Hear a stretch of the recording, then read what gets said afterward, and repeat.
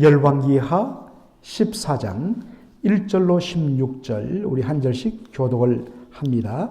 이스라엘의 왕 요아스의 아들 요아스 제2년에 유다의 왕 요아스의 아들 아마샤가 왕이 되니 그가 왕이 된 때에 나이 25세라 예루살렘에서 29년간 다스리니라. 그의 어머니의 이름은 요아단이요 예루살렘 사람이었더라. 아마사가 여호와 보시기에 정직히 행하였으나 그의 조상 다윗과는 같지 아니하였으며 그의 아버지 요아스가 행한 대로 다 행하였어도 오직 산당들을 제거하지 아니하였으므로 백성이 여전히 산당에서 제사를 드리며 분향하였더라. 나라가 그의 손에 굳게 섬에 그의 부왕을 죽인 신복들을 죽였으나 왕을 죽인 자의 자녀들은 죽이지 아니하였으니 이는 모세의 율법책에 기록된 대로 함이라. 곧 여호와께서 명령하여 이르시기를 자녀로 말미암아 아버지를 죽이지 말 것이요 아버지로 말미암아 자녀를 죽이지 말 것이라.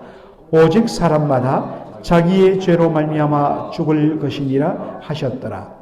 아마샤가 소금 골짜기에서 에돔 사람 10,000명을 죽이고 또 전쟁을 하여 셀라를 취하고 이름을 욕도엘이라 하였더니 오늘까지 그러하니라. 아마샤가 예후의 손자 요아스의 아들 이스라엘의 왕 요아스에게 사자를 보내 이르되 오라 우리가 서로 대면하자 한지라. 이스라엘의 왕 요아스가 유다의 왕 아마샤에게 사람을 보내 이르되 레바논 가시나무가 레바논 백향목에게 정가를 보내어 이르기를 내 딸을 내 아들에게 주어 안으로 삼게 하라 하였더니 레바논 들짐승이 지나가다가 그 가시나무를 짓밟았느니라. 내가 에돔을 쳐서 파하였으므로 마음이 교만하였으니 스스로 영광을 삼아 왕궁에나 내 집으로 돌아가라. 어찌 여호와를 자취하여 너와 유다가 함께 망하고자 하느냐 하나 아마샤가 듣지 아니하므로 이스라엘의 왕 요아스가 올라와서 그와 유다의 왕 아마샤가 유다의 베세메스에서 대면하였더니 유다가 이스라엘 왕 앞에서 피하여 각기 장막으로 도망한지라. 이스라엘 왕 요아스가 베세메스에서 아하시아의 손자 요아스의 아들 유다 왕 아마샤를 사로잡고 예루살렘에 이르러 예루살렘 성벽을 에브라임 문에서부터 성 모퉁이 문까지 400규빗을 헐고 또 여호와의 성전과 왕궁 곳간에 있는 금은과 모든 기명을 탈취하고 또 사람을 볼모로 잡고서 사마리아로 돌아갔더라. 요아스의 남은 사적과 그의 업적과 또 유다의 왕 아마샤와 세운 일은 이스라엘 왕 역대지락에 기록되지 아니하였느냐? 요아스가 그의 조상들과 함께 잠에 이스라엘 왕들과 사마리아에 함께 장사되고 그의 아들 여로보암이 대신하여 왕이 되니라. 아멘. 오늘 저는 본문을 중심으로 감정을 뛰어넘어 말씀으로 라는 제목으로 은혜를 나누고자 합니다. 예후의 손자 요아스의 아들 요아스가 북왕국 이스라엘의 왕이 되어서 나라를 다스릴 때 남쪽 왕국인 유다 왕국에서는 어떻게 되었느냐? 남왕국 유다는 아하시아의 손자 요아스의 아들 아마샤가 왕이 되었습니다. 여러분 여기에 보니까 요아스란 이름이 같은 이름이 나오죠. 그렇기 때문에 우리가 열왕기를 읽을 때는 이 사람이 어느 왕국 왕인가를 우리가 구분할 필요가 있습니다. 여러분 열왕기서를 읽어보면 우리가 왕들을 새롭게 만날 때마다 항상 나오는 그 특징, 똑같은 특징을 발견합니다. 그것은 그 왕이 몇 살의 왕이 되었고 몇 년간 다스렸고 또 그의 어머니가 누구며 여러분 왜 어머니를 밝힐까요? 이스라엘에서 유대인들은 지금도 그 사람이 유대인임을 유대 시민임을 확정하는 기준이 뭐냐면 그 아버지가 누구든지 간에 그 엄마가 유대인인가 의해서 바로 이스라엘의 시민권이 주어진다고 합니다. 아무리 아버지가 대대로 유대인 혈통이라도 그 어머니가 만약에 유대인이 아니면 그 자식은 이스라엘 시민권자로 인정을 받지 못한다고 합니다. 그만큼 그 어머니의 신앙 교육과 영향력이 대단한 것을 밝히기 때문에 어머니가 누구인지를 밝힙니다. 그런 다음에 그 왕이 일생 동안 어떻게 살았는가를 딱 하나로 평가하는데 그것이 뭐냐? 여호와 보시기에, 하나님 보시기에 악했는가? 하나님 보시기에 정직했는가? 라는 것으로 그 왕의 모든 것을 평가한다는 것입니다. 자, 오늘 본문에 보니까 이 아마샤는 여호와 보시기에 정직히 행했다라고 되어 있습니다. 특별히 이 남왕국 유다 왕들을 평가할 때에 그 다음에 하나 더 놓는 기준이 뭐냐? 그의 조상 다윗과 같이 행했느냐, 그렇지 않았느냐로 또한 평가를 합니다. 왜냐? 참 하나님 보시기에 다윗과 같이 하나님 마음에 합한 자는 없었기 때문입니다. 그래서 평가 기준이 항상 그의 조상 다윗과 같았느냐, 그렇지 않았느냐로 그 사람을 평가합니다.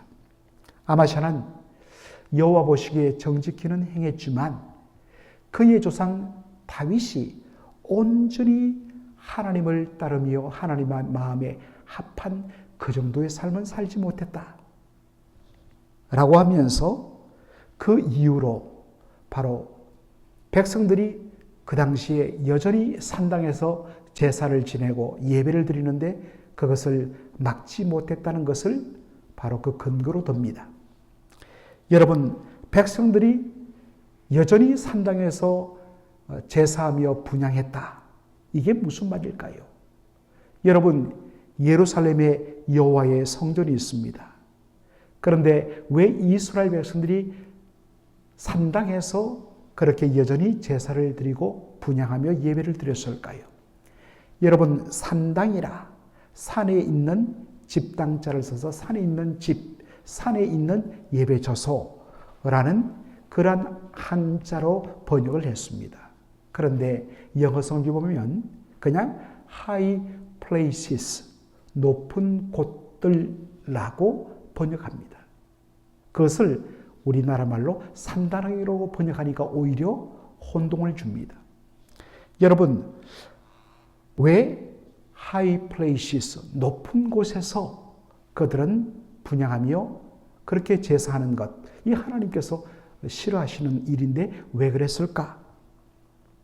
여러분, 이스라엘 백성들이 가나안 땅에 들어오기 전에 그 땅을 차지하고 있었던 가나안 족속들은 바로 이 높은 곳, 어디든지 조금이라도 이 높은 곳, 언덕바지나 어떤 산자락이 있으면 거기에 바로 제단을 설치하고 그들은 가나안의 신들에게 바로 제사를 드렸습니다.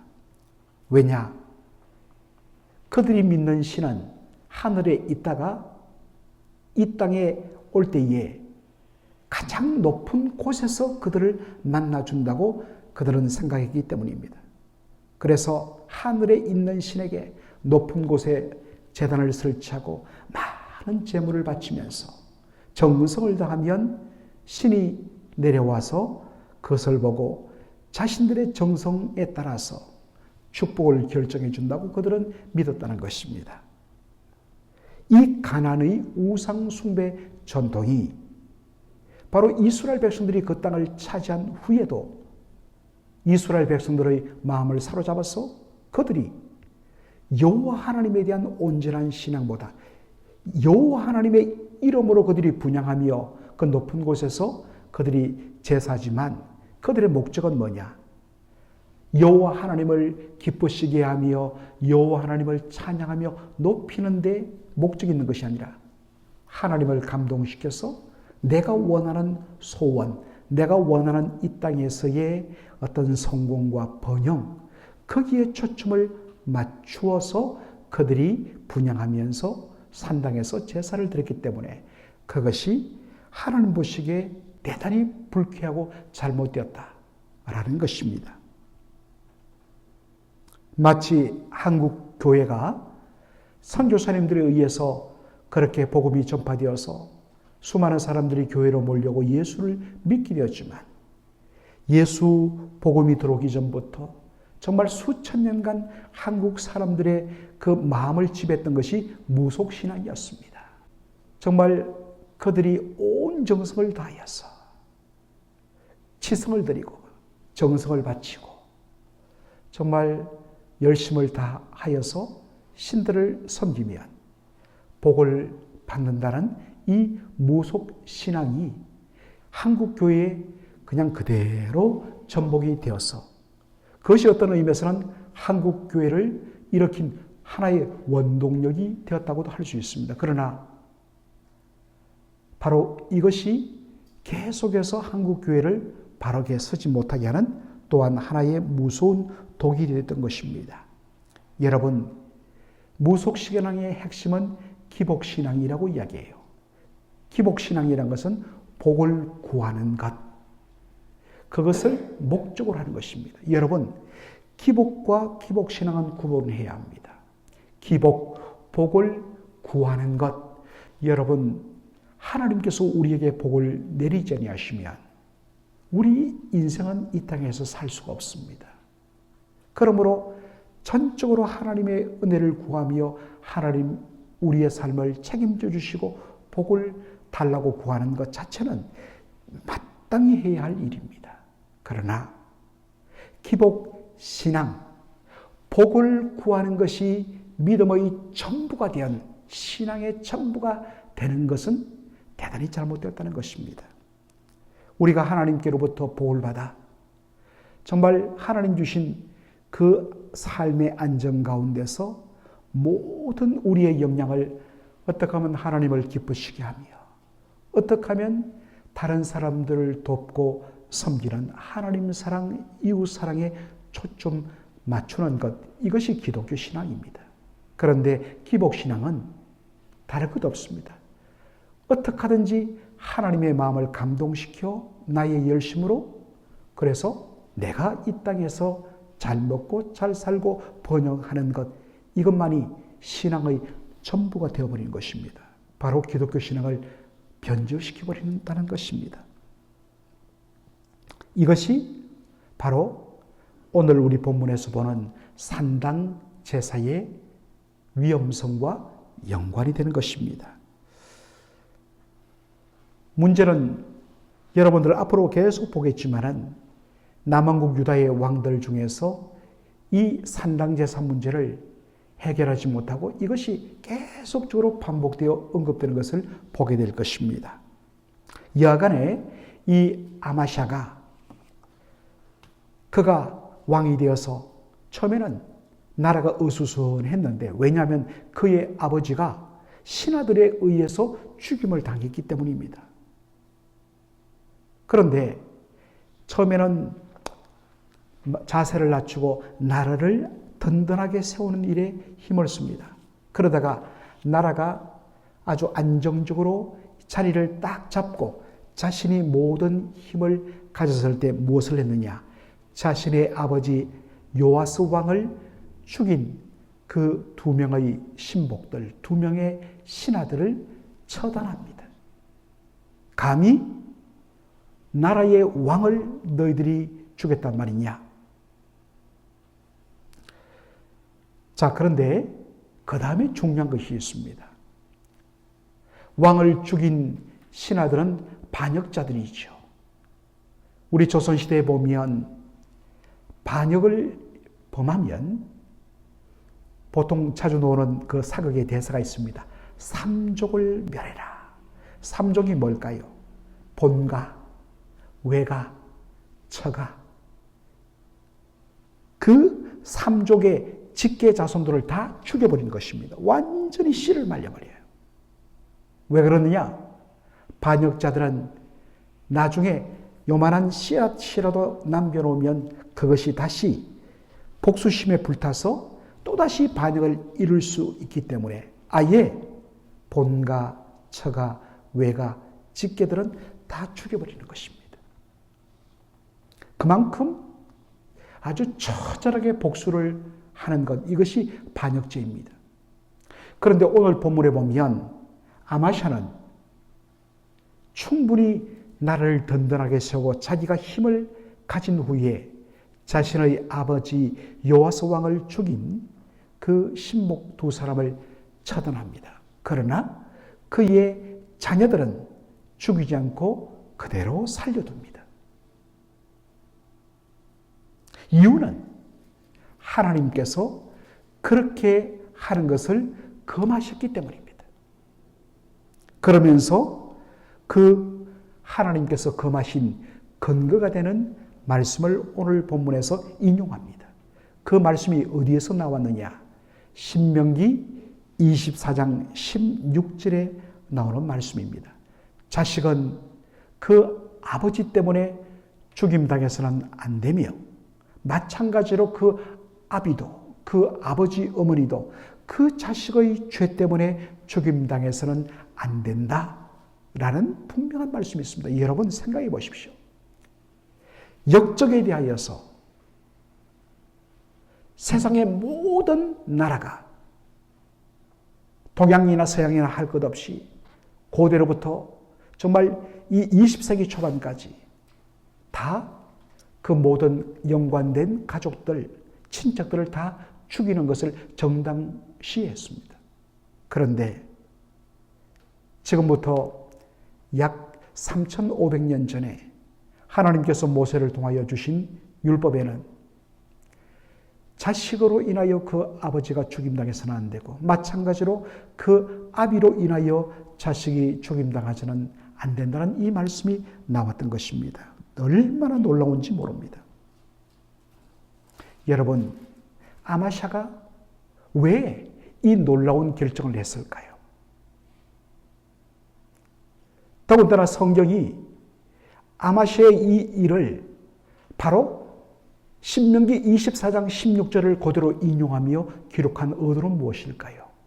그것은 바로 이 아마샤가 왕이 되고 하나님의 말씀을 옆에 두고 날마다 그 말씀을 묵상하고 그 말씀을 배웠기 때문이라는 것입니다. 정상적이라면 신명기 17장 21절 이하의 말씀을 따라서 이스라엘의 왕이 된 자들은 바로 여호와 하나님의 율법을 베껴서 필사하여서 그 말씀을 옆에 두고 늘 가까이 그 말씀을 읽고 묵상하고 말씀대로 나라를 다스리도록 그렇게 되어 있습니다. 바로 이 아마샤가 그랬던 것 같습니다. 하나님의 말씀을 옆에 두고 날마다 말씀을 읽는 가운데 이 말씀이 딱 보인 것입니다. 갈등이 생겼죠. 내가 힘만 기르면 보자. 우리 아버지를 죽인 네 놈들, 네 가족들, 네 자손들까지 친척들까지 내가 다 죽이리라. 얼마나 피가 막혔겠습니까? 그런데 딱 걸리는 거예요, 이 말씀이. 그 말씀이 그를 계속적으로 지배하는 겁니다. 내려놓아라. 내려놓아라. 하나님의 말씀에 순종해라. 결국에는 그 하나님의 말씀이 이 아마샤의 영혼을 온전히 지배하면서 말씀에 순종함으로 자신의 감정을 뛰어넘어 말씀에 온전히 순복했다는 것입니다. 여러분, 우리의 믿음이 자라지 않고 성숙해지지 못하는 이유는 다른 것에 있지 않습니다. 얼마나 말씀을 가까이 하고 그 말씀을 가지고 내 삶 속에 이 말씀이 적용되어 말씀이 나를 지배하는 그러한 삶을 살려고 하는 몸부림이 없기 때문인 것입니다. 사랑하는 성도 여러분, 오늘 이 본문은 우리에게 도전합니다. 자신의 감정을 따를 것인가? 아니면 말씀을 따를 것인가? 적어도 이러한 고민이라도 하는 몸부림이 있기 위해서는 날마다 말씀을 가까이 하며 하나님의 말씀을 배우고 훈련받는 일에 자신의 모든 것을 다 거는 그러한 열심이 요구된다는 사실입니다. 참 이 열왕기를 읽어보면 특별히 남한국 유다의 왕들의 모습에서 이것을 보게 되는데 처음에는 겸손했습니다. 처음에는 하나님 앞에 정직하려고 애를 썼어요. 이렇게 말씀대로 살려고 몸부림칩니다. 그런데 꼭 그의 아버지 요아스 왕도 그렇고 아들 아마시도 그렇고 그리고 우리가 앞으로 보게 될 이 아마시의 아들 아사랴, 이 아사랴를 역대하에서는 우시야 왕이라고 합니다. 똑같이 공통점이 뭐냐면 그들이 강성한 후에 하나님의 은혜로 그들이 점차 잘된 후에 교만하게 살다가 이 세 왕이 다 무너지는 것을 보게 됩니다. 말씀에 순종한 아마샤, 정말 그가 염곡, 소금 골짜기에서 에돔 군대 10,000명을 완전히 죽이면서 그 에돔을 완전히 복속시키는 놀라운 승리를 얻게 됩니다. 그런데 거기에 의기양양하여서 공개적으로 북왕국 이스라엘의 요아스 왕에게 편지를 보내서 전쟁을 바로 겁니다. 그럴 때에 북왕국 이스라엘의 왕 요아스가 말합니다. 예화를 들으면서 당신 교만해서 지금 눈이 뒤집혔다고, 겸손하라고, 싸우지 말자고. 그런데도 아랑곳하지 않습니다. 내가 싸워서 북왕국 이스라엘까지 내가 다 잡아먹을 거야. 그런데 결과는 어떻게 되었죠? 도리어 대패를 당하여서 역대하를 보면 같은 사건을 기록한 역대하를 보면 왕이 포로가 돼요. 그리고 예루살렘 성벽이 거의 상당 부분이 허물어지는 수치를 당합니다. 많은 그러한 성물들이 약탈되어 가는 것을 보게 됩니다. 사랑하는 성도 여러분, 우리가 하나님의 은혜를 받았을 때 하나님께 감사하면서 이 모든 것이 하나님께로부터 왔음을 기억하면서 더 긴장하고 두렵고 떨림으로 말씀 가운데 순종해야 된다는 것입니다. 그런데 그 형통할 때 거룩한 긴장을 풀어버리고 와, 잘 되네? 이건 내가 잘난 것 아니야? 라고 하는 잘못된 우쭐함으로 가는 순간 그대로 무너짐이 시작된다는 것입니다. 그래서 자만은 우리에게 이야기하죠. 교만은 바로 패망의 선봉이요 넘어짐의 앞잡이니라. 참 놀랍습니다. 하나님 앞에 겸손할 때는 하나님께서 세워주시는데 교만하면 그것이 바로 그 사람을 무너뜨리는 무서운 시작점이 된다는 사실입니다. 하나님께서 은혜를 베푸실 때 더 두렵고 떨림으로 마음의 허리띠를 메고서 어떻게 하면 하나님을 기쁘시게 하며 그리고 이 모든 것이 하나님께로부터 왔음을 인정하며 고백하는 그러한 믿음을 가지기를 주의 이름으로 축원합니다. 아멘.